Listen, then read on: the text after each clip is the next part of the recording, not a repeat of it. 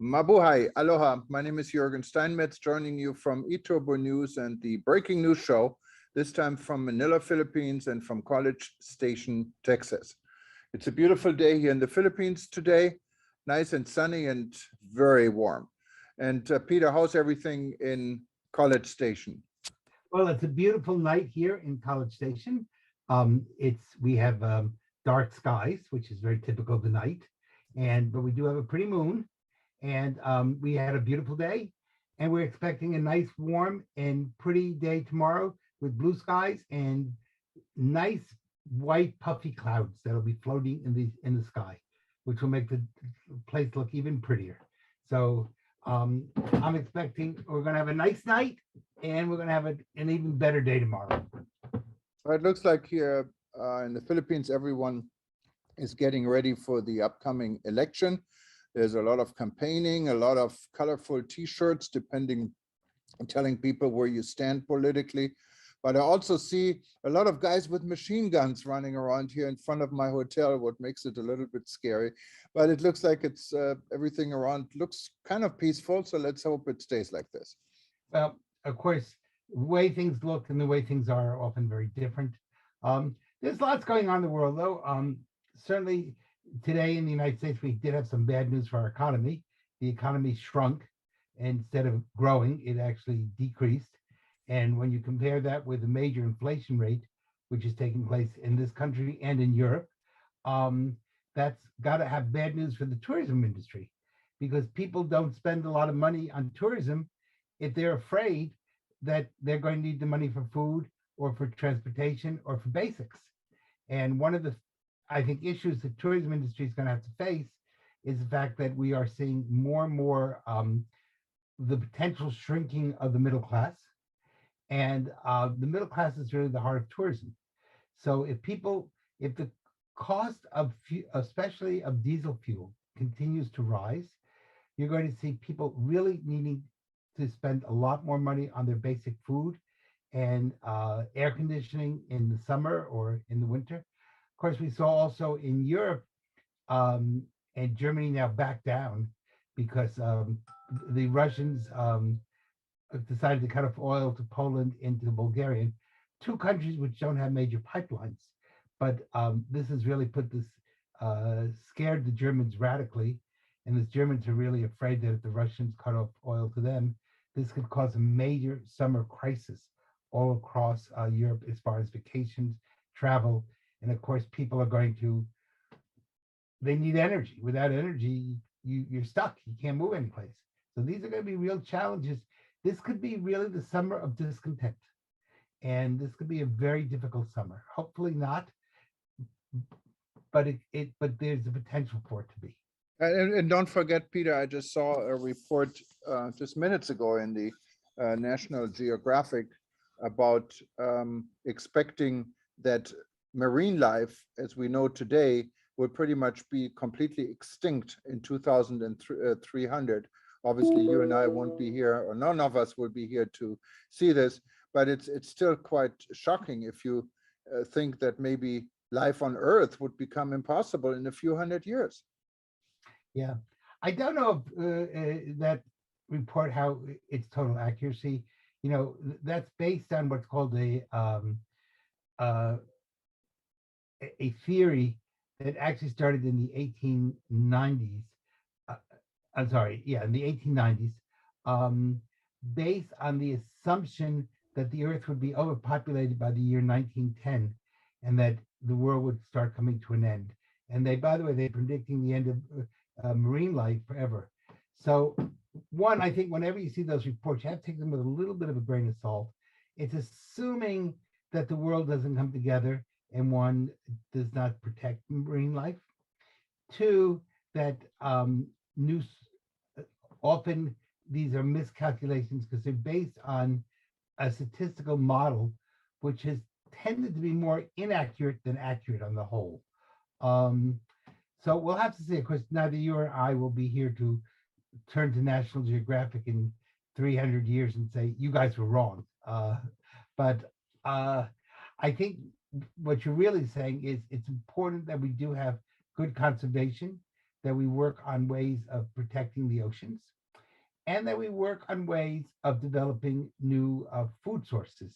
Um, and that means that part of the problem is, of course, the green energy people. And what they're in many ways doing is they're hurting the environment terribly. And there's a difference between environmentalism and climate change people. The environmentalists and the climate change people don't always agree with each other. And that's something that has to be thought through. There's a lot of confusion about that. The people in climate change really are running a religion. They're not running science. The ecology people are running science. So there's two different sides, but we have seen Malthusian impact, was what it's called in the 19th century, that the earth would not be able to sustain life about 1910. Obviously, it is past 2010, and we are still here. So there were some errors in that analysis.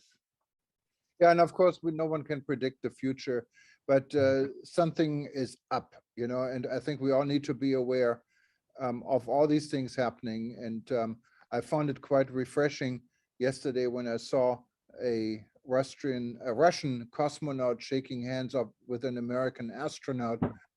Because after all, people are friends. We don't need wars. We don't need these type of conflicts. We don't need enemies. And like our common friend Alain Sangange always said when he was Minister of Tourism from the Seychelles, and he was asked, how come the Seychelles don't have visas for anyone, no matter where you're from? You can be from North Korea or from China or from the US, Whatever. can enter the country without a visa. And I said, well, we're friends with everyone, enemies with none. And that's the ideal thing. And of course, only a small island republic can really do it, but Yes. it's a good start. Yes. Well, the problem is that unfortunately there is human selfishness. People have been disagreeing ever since Cain and Abel. And, Cain got jealous of Abel and he killed him. So, and Earth was not overpopulated then. There were only 4 people on the Earth, and they still couldn't get along. But I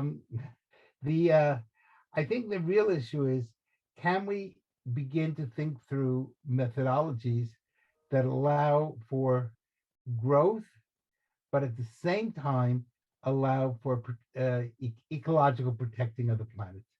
And that means not doing things that are stupid, doing things that are wise, smart, and are phased in a way that you don't create social unrest and social disasters. And that takes a lot of courage and a lot of thinking.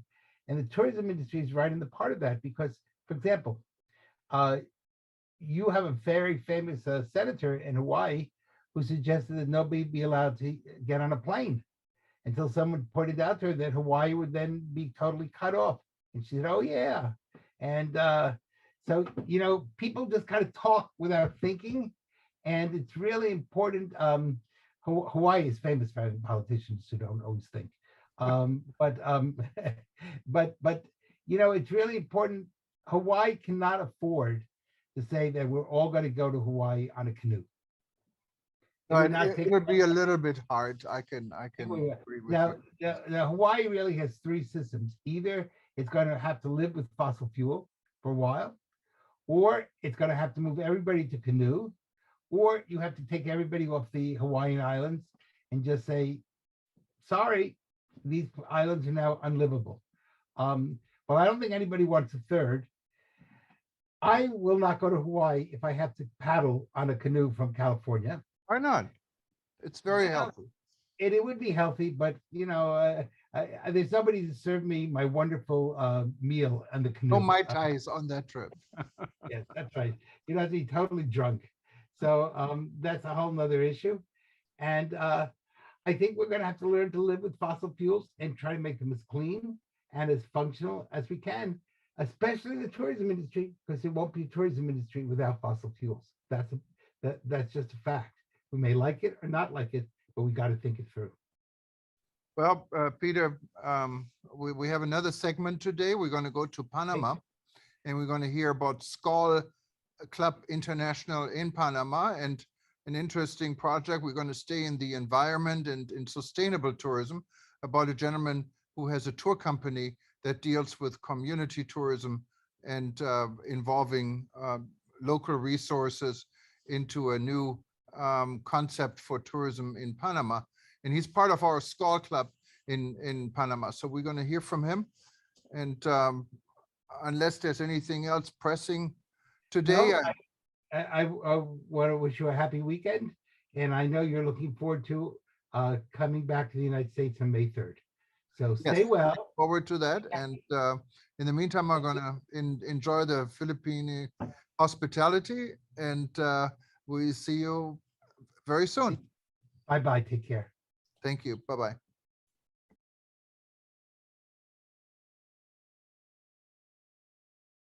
Hello and good afternoon. Today, we have a very special guest from Panama, Mr. Roberto Baca. And Roberto is involved in an organization. I'm also involved. It's called International. And of course, most of you that are in the travel and tourism industry know SCOL.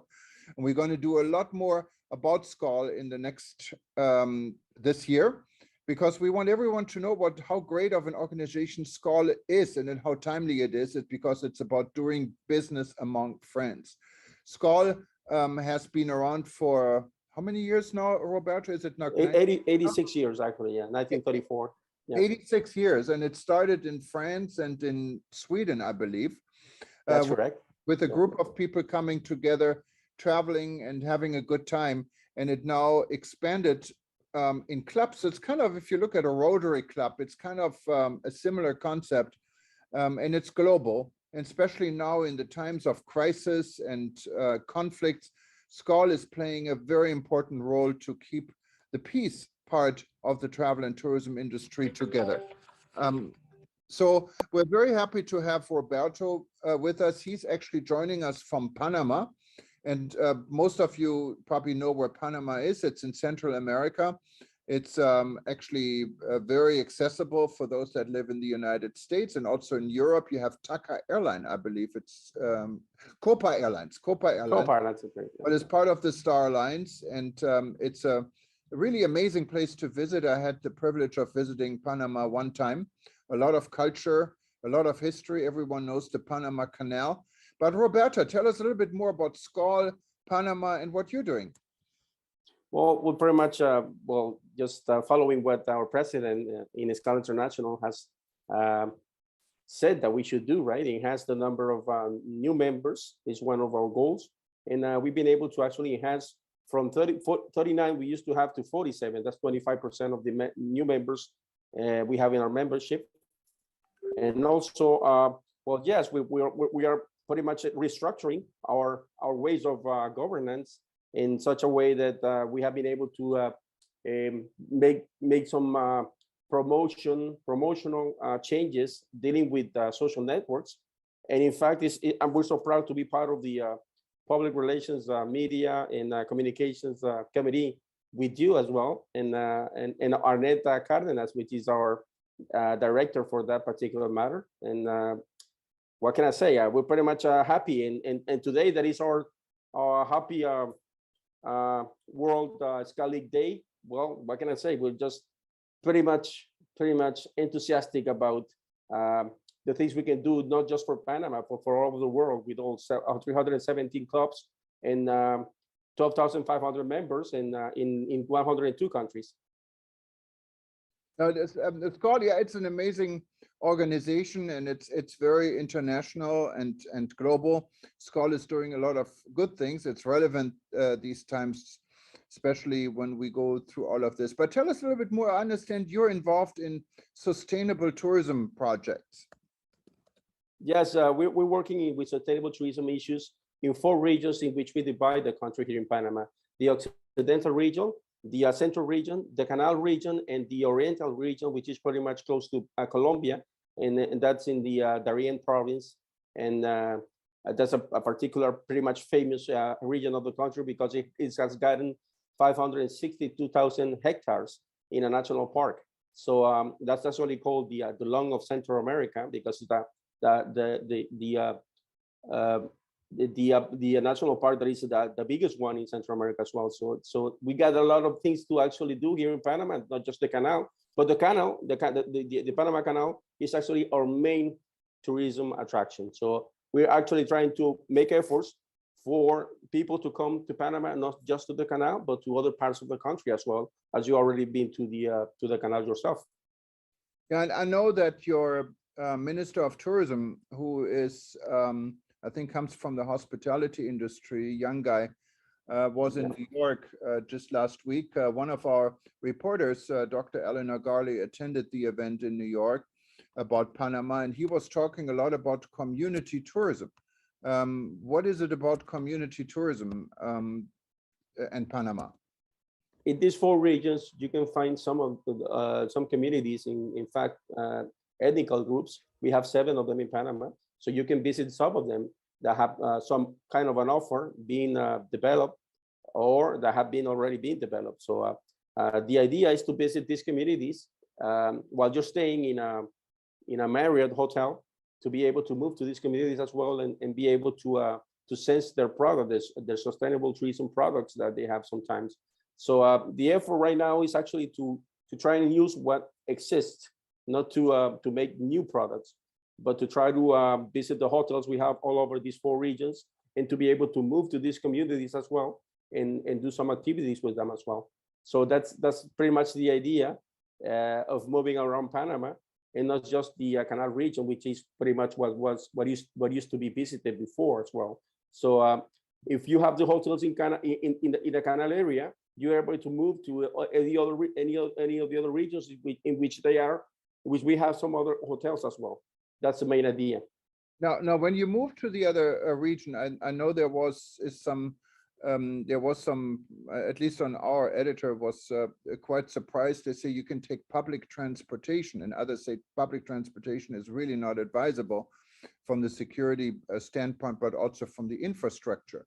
That means community tourism is about public transportation, or how does this work?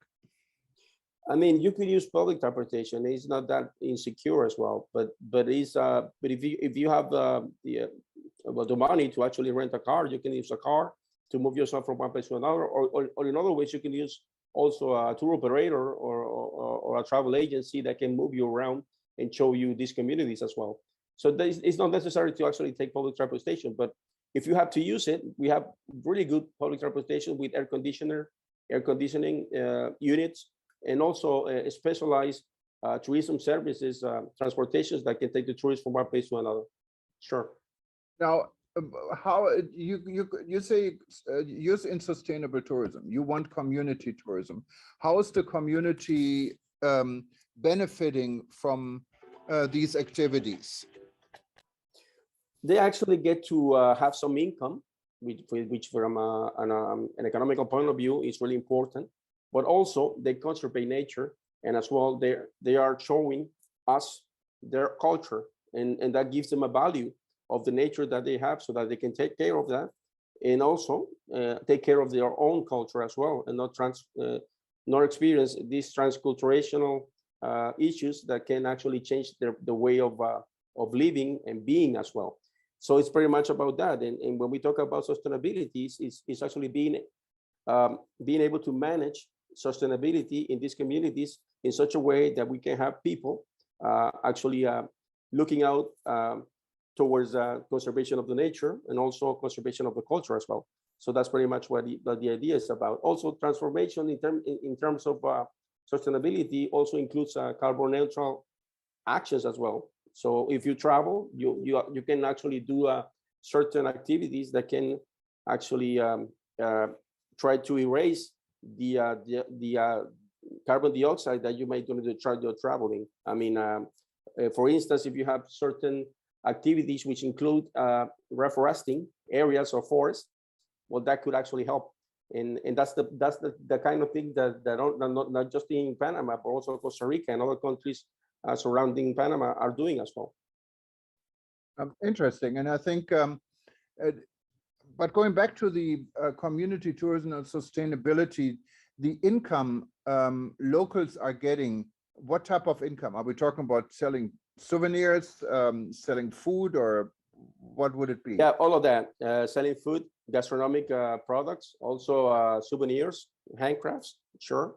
And also, well, you have all these activities that people can do related with culture, dances, with ethnic groups. One of the 7 that we have in Panama, depending on the region. And also mobilize yourself through beautiful sceneries. I mean, protected areas that we have. We have 126 protected areas in Panama, and 9 of them are capable of receiving tourists and have such an structure that can receive tourists as well. Wonderful. Well, this is some interesting information. Maybe we should do a little bit more. Maybe also invite your minister and some of the stakeholders from Panama at a future event. We can just talk about Panama alone. Maybe there looks like there's plenty of discussions we could have. I know Panama is getting now more active of becoming also a source destination. In the past, it's your airline did not cooperate that well and didn't allow really stopovers for reasonable rates. And I think this is changing, isn't it? Yeah, we're trying to change that. I guess there's a lot more that the private sector has to do with developing tourism here in Panama. So that's the main effort that we're trying to make with the SCAL as well. Actually, we have many of our members have very much a big influence in what the private sector has to say about developing tourism. We cannot be romantic. I mean, it's not about taking a person, a tourist, to a community to not have a good experience. If you're not capable of taking a tourist to a community and he's not going or she's not going to have a good experience, don't take them there. Please don't take them there, because tourism is all about the experience. You want to have a good experience. You don't want to go to a community by being romantic and saying we're going to make some money for them and everything, but they're not ready to receive tourists. So that's the point here in Panama. We're trying to actually, with SCAL, to let the tourism ministry to actually the way they should do things and try to take advantage of what we have in each region that is capable of being visited right now, and and what we have to work on to actually make things better for those destinations that have to be or need to be improved. Well, very interesting. And Roberto, thank you so much for joining us today. And hopefully we can hear a lot more, and all the best to you and our friends at SCAL. Well, as we say here in SCAL, together we are stronger as one. That's what we're doing all over the world. Thank you very much, Jürgen. Thank you. And you speak Spanish there, right? Is that the native the language in Panama? Yeah, we speak Spanish in Panama, but we also have a lot of influence from the States. That's why some of us speak English as well. Yeah. No problem with English. Okay. No problem with English. That's correct. All right. Okay. Take care. Okay. Ciao. Same to you. Same to you. Thank you.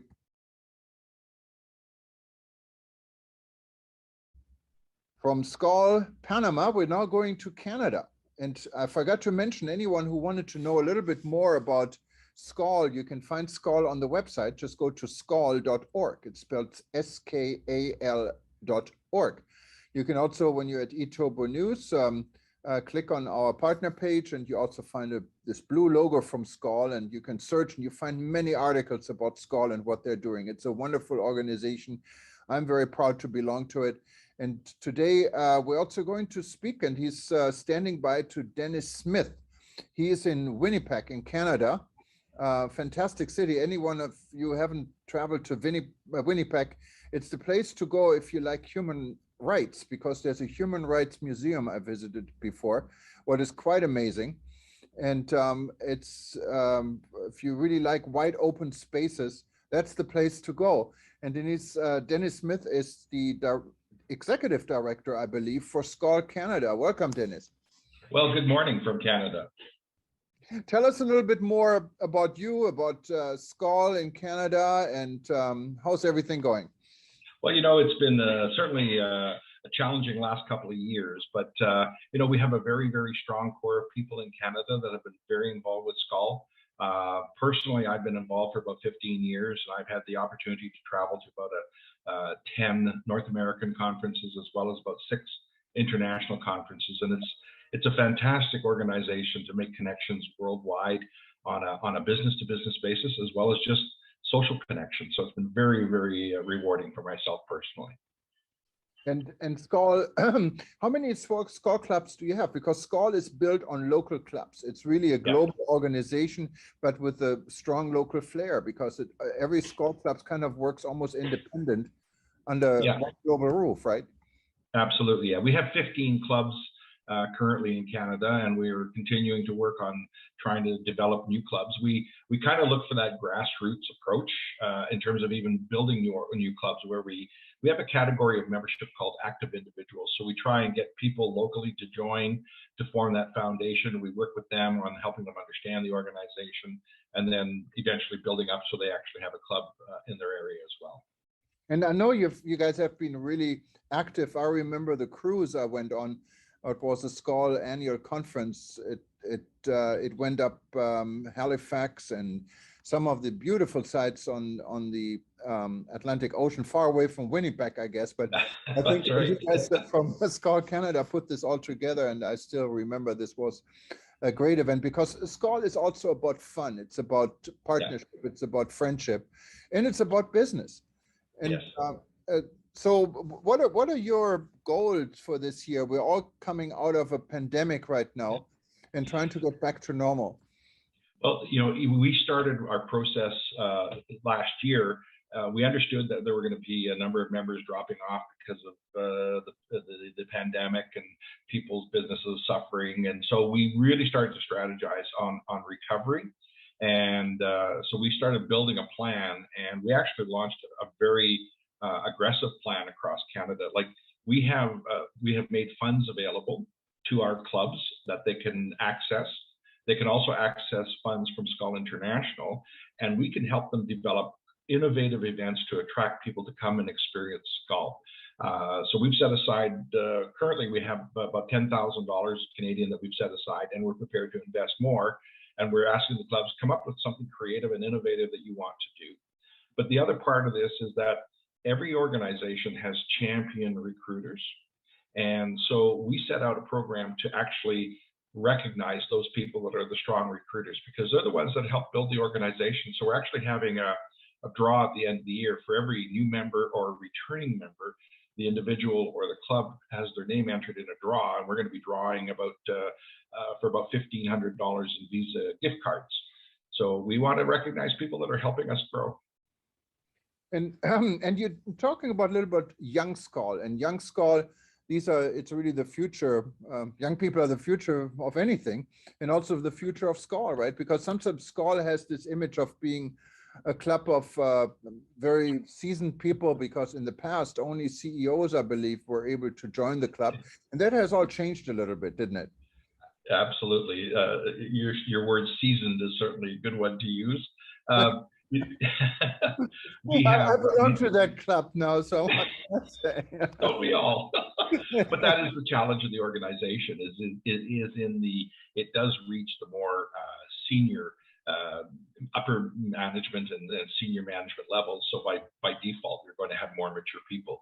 But we have younger people that are buying into their family businesses or taking over new positions. And Young Skull starts at the college or university level, and it also extends into a category of Young Skull professionals, so that you have young people that are just coming into the business, into junior to intermediate level management positions that can become integrated. And that has been very successful with some of the clubs in Canada that have used that tool. So, there's different ways of people getting connected, whether it's as an active individual member or as a Young Skull person. So it's a good resource, and a lot of clubs work very, very closely with their local colleges and universities that have travel and tourism programs to help educate them on what the organization's about.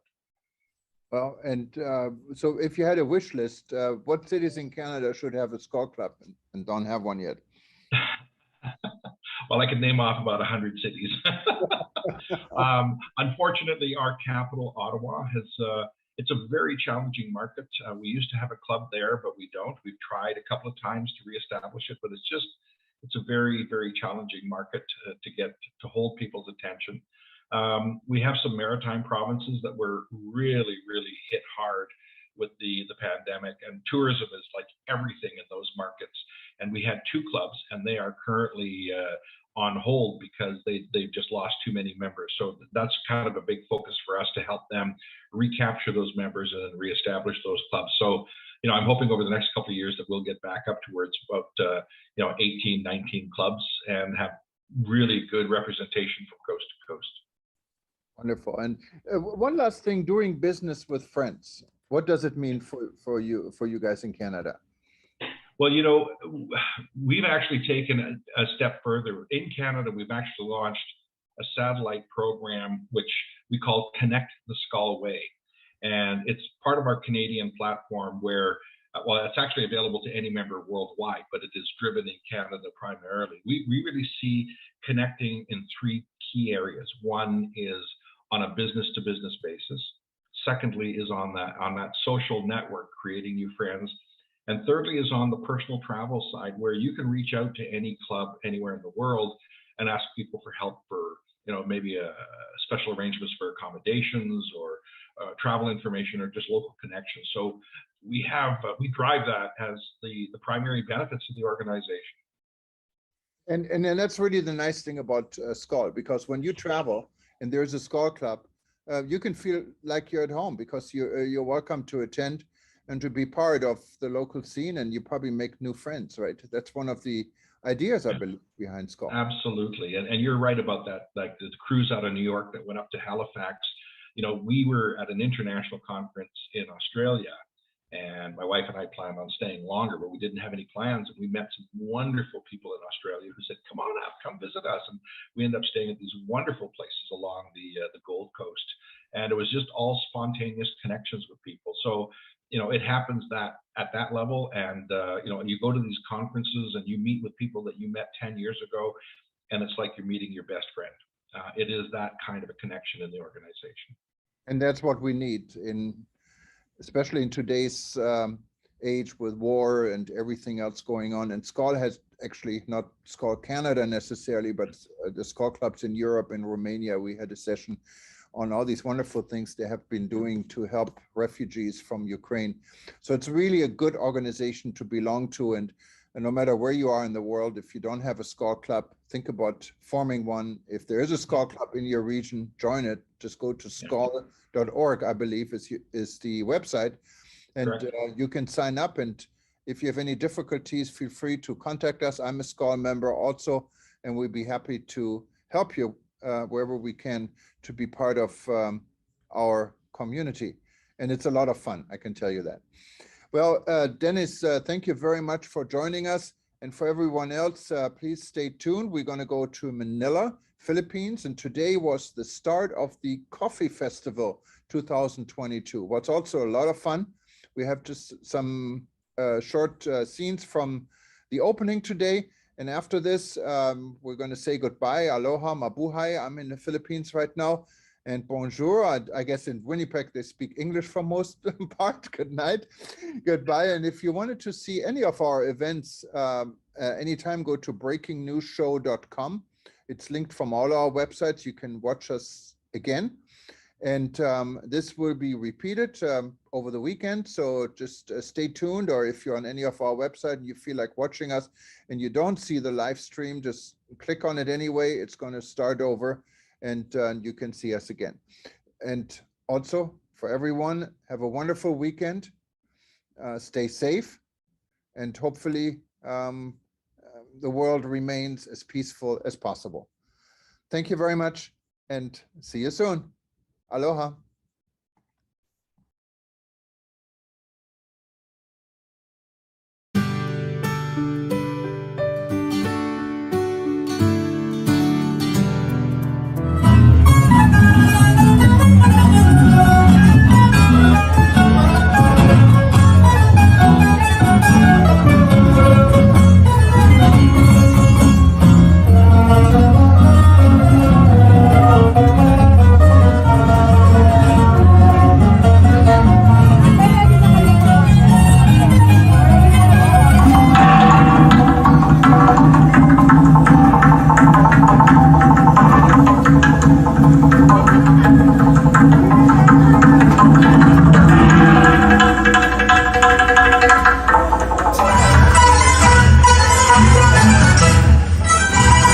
having it. We are still alert level 1. Cases continually become low, and more importantly, hospitals are not full. And a lot of hospitals have already removed their COVID ward.